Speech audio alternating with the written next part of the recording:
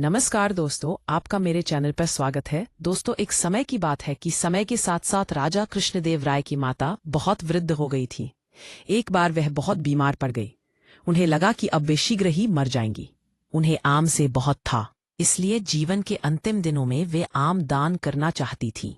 सो उन्होंने राजा से ब्राह्मणों को आमों को दान करने की इच्छा प्रकट की। वह समझती थी कि इस प्रकार दान करने से उन्हें स्वर्ग की प्राप्ति होगी। सो कुछ दिनों बाद राजा की माता अपनी अंतिम इच्छा की पूर्ति किए बिना ही मृत्यु को प्राप्त हो गईं। उनकी मृत्यु के बाद राजा ने सभी विद्वान ब्राह्मणों को बुलाया और अपनी मां की अंतिम अपूर्ण इच्छा के बारे में बताया। कुछ देर तक चुप रहने के पश्चात ब्राह्मण बोले, यह तो बहुत ही बुरा हुआ महाराज। अंतिम इच्छा के पूरा न होने की दशा में तो उन्हें मुक्ति ही नहीं मिल सकती। वे प्रेत योनि में भटकती रहेंगी। महाराज, आपको उनकी आत्मा की शांति का उपाय करना चाहिए। तब महाराज ने उनसे अपनी माता की अंतिम इच्छा की पूर्ति का उपाय पूछा। ब्राह्मण बोले, उनकी आत्मा की शांति के लिए आपको उनकी पुण्य तिथि पर सोने के आमों का दान करना पड़ेगा। अतः राजा ने मां की पुण्य तिथि पर कुछ ब्राह्मणों को भोजन के लिए बुलाया और प्रत्येक को सोने से बने आम दान में दिए। जब तेनालीराम को यह पता चला तो वह तुरंत समझ गया कि ब्राह्मण लोग राजा की सरलता तथा भोलेपन का उठा रहे हैं। सो उसने उन ब्राह्मणों को पाठ पढ़ाने की एक योजना बनाई।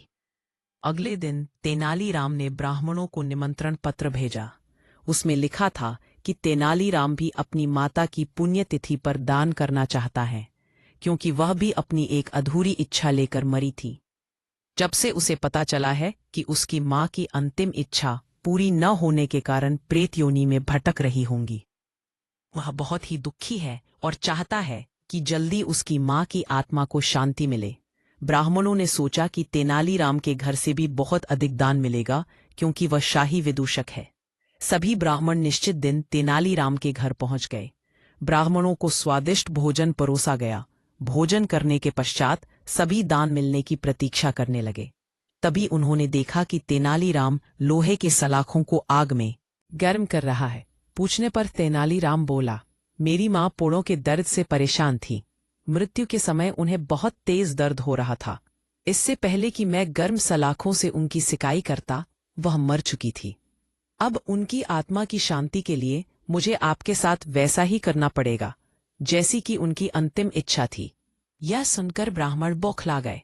वे वहां से तुरंत चले जाना चाहते थे।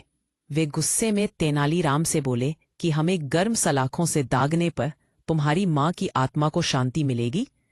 नहीं महाशय, मैं झूठ नहीं बोल रहा। यदि सोने के आम दान में देने से महाराज की मां की आत्मा को स्वर्ग में शांति मिल सकती है, तो मैं अपनी मां की अंतिम इच्छा क्यों नहीं पूरी कर सकता?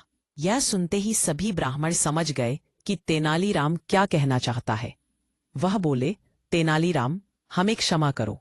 हम वे सोने के आम तुम्हें दे देते हैं, बस तुम हमें जाने दो। तेनालीराम ने सोने के आम लेकर ब्राह्मणों को जाने दिया, परंतु एक लालची ब्राह्मण ने सारी बात राजा को जाकर बता दी। यह सुनकर राजा क्रोधित हो गए और उन्होंने तेनालीराम को बुलाया। वे बोले, तेनालीराम, यदि तुम्हें सोने के आम चाहिए थे तो मुझसे मांग लेते। तुम इतने लालची कैसे हो गए कि तुमने ब्राह्मणों से सोने के आम ले लिए?